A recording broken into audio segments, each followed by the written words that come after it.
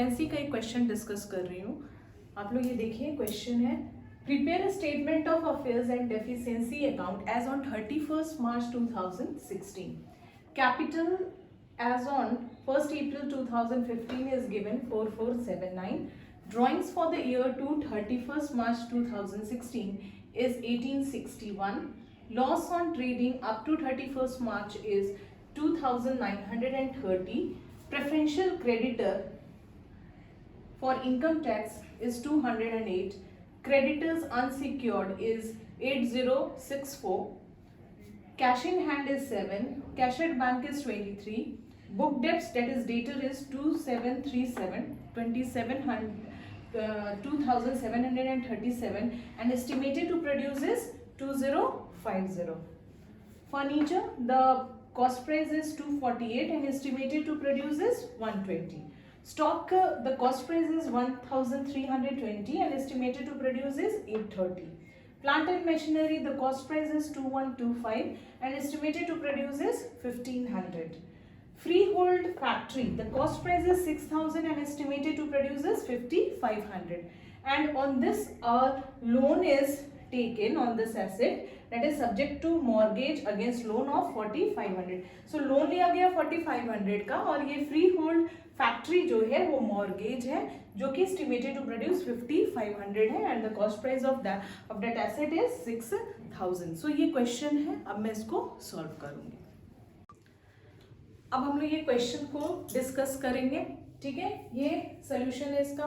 सबसे पहले हम लोग कॉलम बनाएंगे ग्रॉस लायबिलिटी मतलब टोटल लायबिलिटी का, फिर जो लायबिलिटीज हमें पे करनी है उसका, और फिर एक्सपेक्टेड टू रैंक में जो लायबिलिटीज हमें पे करनी है एसेट्स और एस्टिमेटेड टू प्रोड्यूस का कॉलम होगा. ठीक है, तो सबसे पहले मैं देखती हूँ unsecured creditors as per list A. This is given in your question. Unsecured creditor दिया हुआ है आपका क्वेश्चन में, उसको हम लोग यहाँ पे लिख देंगे एक्सपेक्टेड टू रैंक और इधर ग्रॉस लायबिलिटी में भी दिखा देंगे.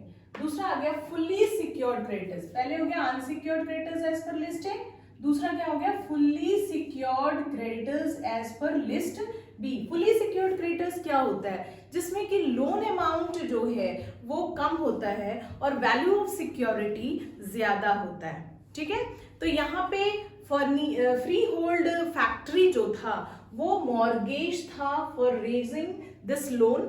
तो उसका हम देख सकते हैं यहाँ पे कि जो सिक्योरिटी हमने हेल्ड किया है उसका वैल्यू आता है 5500 और loan amount is only 4500. It means कि इन एनी केस ये जो लोन है वो रिपेड हो जाएगा 4500 का by using this mortgage amount. Okay, so 5500 is the value of security and the loan amount is 4500.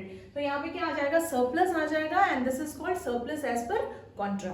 ठीक है, थर्ड आ जाएगा हमारा partly secured creditors as per list C. तो partly secured creditors as per list C, इसमें कुछ भी नहीं दिया हुआ है. ठीक है, क्वेश्चन में इसका डिटेल्स नहीं है. Partly secured creditors as per list C का. ठीक है, तो उसको हम लोग नील कर देंगे इस तरीके से. नेक्स्ट आते हैं हम लोग preferential creditors as per list D. Preferential creditors as per list D का मतलब क्या हुआ कि जिनको कि सबसे पहले हमको पे करना है, इनको प्रेफरेंशियल राइट है. सो उसको इनर कॉलम में हम लोग दिखा देंगे. यहाँ पे 208 is the preferential creditors as per list D और यहाँ दिखा देंगे deducted as per contra. Right, ये हमारा ग्रॉस लायबिलिटी भी शो करेगा. फिर इसको हमने टोटल किया. Now see the assets. तो एसेट्स में हमने लिस्ट ई में शो करना है प्रॉपर्टी एज पर लिस्ट ई. ठीक है, लिस्ट ई क्या कंटेन करता है, प्रॉपर्टी एज पर लिस्ट ई, जिसमें कि कैश एट बैंक और कैश इन हैंड, इसका अमाउंट हम लोग आउटर कॉलम में लिखेंगे क्योंकि कैश और बैंक का तो कोई वैल्यू में चेंजेस नहीं आएगा. ठीक है, तो ये आप आउटर कॉलम में डायरेक्टली लिख दोगे एस्टिमेटेड टू प्रोड्यूस में. फर्नीचर, उसका एस्टिमेटेड वैल्यू कितना है 248 गिवन है क्वेश्चन में और रियलाइजेबल वैल्यू कितना है 120. तो realisable value we will show in the outer column, estimated value will be shown in the inner column.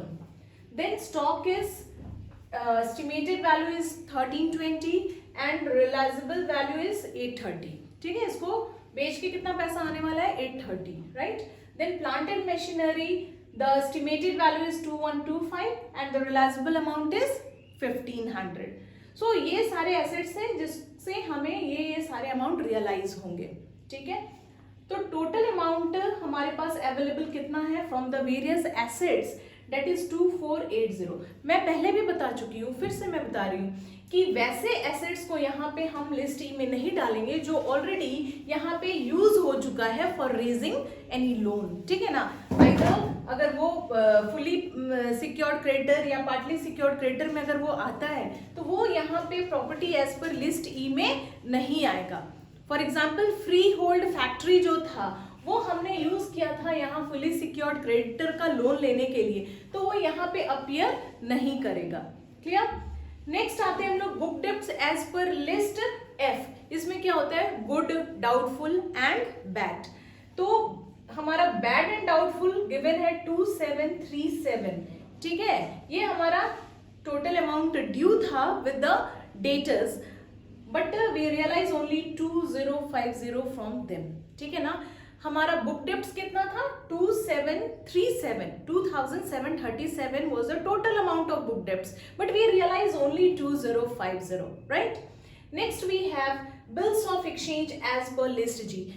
There is no amount given for bills of exchange. bills of exchange के लिए कुछ भी amount नहीं दिया है, so इसको क्या करोगे, ब्लैंक छोड़ दोगे।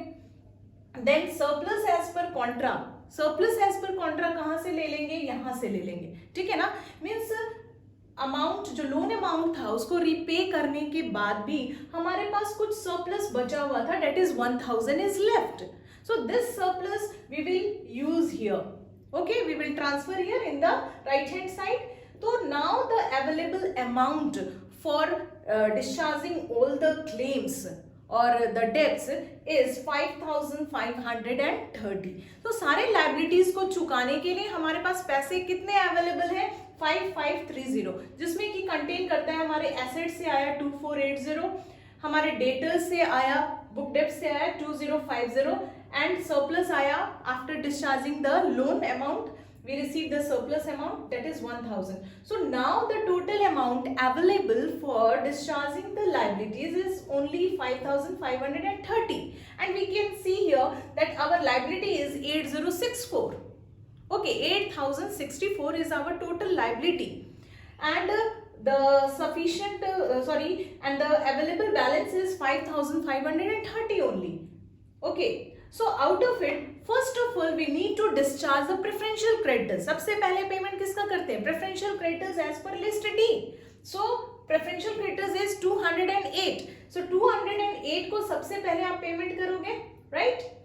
तो 208 ये पेमेंट हो गया। So after that what surplus is left now, 5322. The available surplus is 5322. ठीक है। After discharging the preferential creditors the surplus amount left is only 5322 and our total liability is 8064. So this will be your balancing figure which results as deficiency as per list H, ठीक है। तो हमारा deficiency कितने का हो गया, 2742 का, ठीक है। हमें पे करना था 8064, पर हम इतना अमाउंट पे नहीं कर पा रहे, 2742 मतलब 2742 is the deficiency. So this will be your balancing figure, deficiency as per list H. So इस तरीके से स्टेटमेंट ऑफ अफेयर्स हम लोग प्रिपेयर करेंगे, ठीक है। मैं हाईलाइट कर देती हूँ मेन हेडिंग्स, ठीक है। तो ये हो गया हमारा स्टेटमेंट ऑफ अफेयर्स। इसके बाद हम क्या प्रिपेयर करेंगे, डेफिशिएंसी अकाउंट प्रिपेयर करेंगे, right. See the deficiency account here.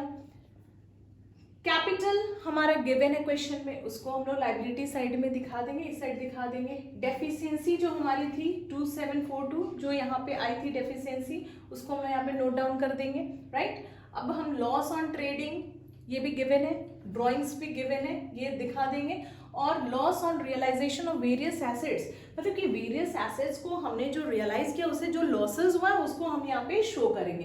जैसे मैं यहाँ पे दिखाती हूँ फर्नीचर, फर्स्ट मैंने क्या लिखा, फर्नीचर। फर्नीचर कितना था, एस्टिमेटेड इज 248 था and realisable is only 120, so इसका जो डिफरेंस है that is 128। So here we suffer a loss of 128, ठीक है। यहाँ पे कितने का लॉस हमने फेस किया, 128 का। Same for stock, 1320 is your estimated value and realizable amount is 830, so the difference is 490. So again here loss on realization of 490. Then same we will do for plant and machinery, 2125, and the realizable amount is 1500, so the difference is here for plant 625 is a loss on realization. Okay, same for book debts. See, your book debts is 2737, but we realize only 2050. So again there is a loss of 687 from book debts. And free hold factory, free hold factory आप question में ध्यान दो तो question में था 6000 का ये value था, बट हमें अभी कितना उससे एस्टिमेटेड वैल्यू ऑफ सिक्योरिटी कितना माना गया, ओनली 5500, ठीक है। तो यहाँ पे 6000 माइनस 5500, 500 का ये भी लॉस हुआ on realisation, so this loss we will show here, okay 500। सो ये सारे लॉस को मैंने ऐड करके यहाँ दिखा दिया। अगर हमने सही बनाया है तो हमारा डेफिशिएंसी अकाउंट मैच कर जाएगा, बोथ साइड्स आर इक्वल ना। So in this way we will prepare the deficiency account and statement of affairs account. After this one more question is asked in the question, last में आपका question एक और question पूछता है कि dividend to unsecured creditors. So unsecured जो creditors है उसको क्या डिविडेंड, क्या प्रॉफिट हम लोग उसको दे रहे हैं, क्या अमाउंट हम पे कर रहे हैं, ओके वो कैसे निकालेंगे। तो सबसे पहले हम देखेंगे कि हमारा नेट एसेट कितना था, ठीक है, मतलब नेट अमाउंट हमारे पास कितना अवेलेबल था after repaying to the preferential creditors. So हमने प्रेफरेंशियल, हमारे पास टोटल अमाउंट अवेलेबल था 5530, जिसमें कि 208 हमने प्रेफरेंशियल क्रेडिटर को दे दिया। हमारे पास कितना पैसा बचा, नेट एसेट 5322, एंड वहां पे वाइंडिंग अप एक्सपेंसेस भी लगा है, ठीक है ना। फॉर्म को जैसे आपको इनकॉर्पोरेट करने में पैसे खर्च होते हैं वैसे ही वाइंड अप करने में भी एक्सपेंसेस लगते हैं। So here the winding up expense is 282, so that will be deducted, so we get this amount 5040, right, and the total amount due to the creditors, unsecured creditor, is this figure, okay, total amount due to unsecured creditor is 8064, okay, so we will divide it by 8064. The available amount is 5040 and the total liability is 8064.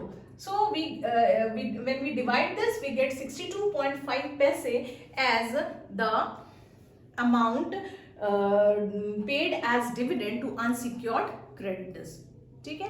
तो इस तरीके से हम लोग dividend to unsecured creditors भी यहाँ पे working notes में दिखा देंगे, because it is asked in the question, okay ये भी दिखाएंगे। सबसे पहले statement of affairs, then deficiency account and lastly the dividend to pay to the unsecured creditors.